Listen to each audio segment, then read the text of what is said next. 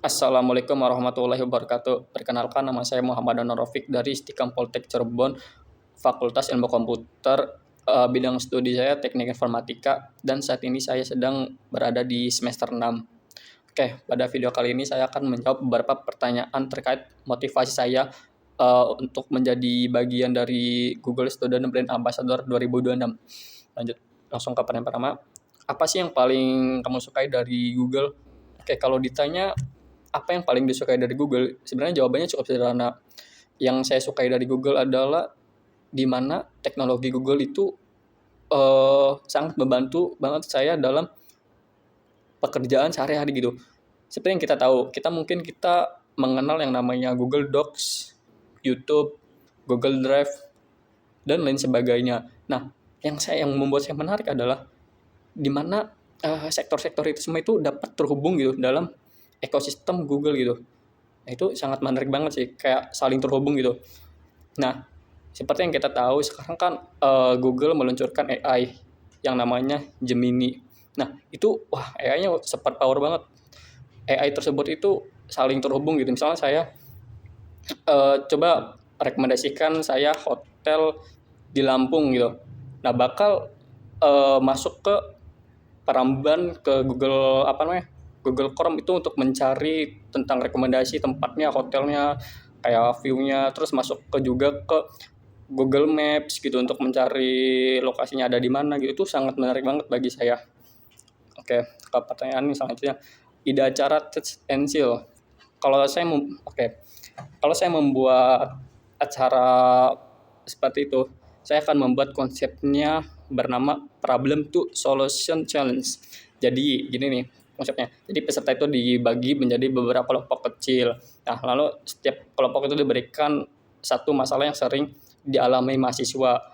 Misalnya susah mengatur waktu atau kewalahan dalam tugas. Nah, tantangannya adalah mereka harus mencari solusi menggunakan tools dari Google seperti Google Docs untuk brainstorming, Google Meet untuk diskusi cepat, atau bahkan Google Gemini untuk mencari insight. Nah, nanti di akhir sesi itu kelompok itu harus mempresentasikan hasilnya dengan kreatif dan santai. Nah, itu menurut saya itu sangat efektif karena peserta itu langsung merasakan manfaat teknologinya, bukan hanya mendengar penjelasan secara teori saja. Itu sangat menarik bagi saya. Oke, langsung ke next pertanyaan selanjutnya. Pengalaman berpikir out of the box. Menarik. Nah, salah satu pengalaman saya yang berpikir di luar kebiasaan adalah saat saya membuat acara seperti seminar atau webinar, tapi peminatnya itu dikit banget gitu, bisa dikatakan sepi itu.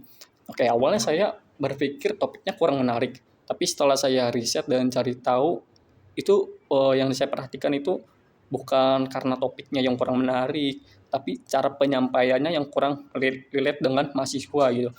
Akhirnya saya mencoba pendekatan yang berbeda, saya tidak langsung mempromosikan acaranya, tapi saya mulai dengan membahas masalah yang sering dialami mahasiswa dan mengaitkannya dengan topik kegiatan tersebut.